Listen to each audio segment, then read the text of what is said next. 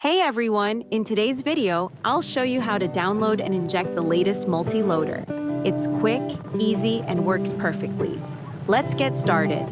The download link will be in the description. Once it's downloaded, just extract the folder and run the loader as administrator. Then just repeat after me.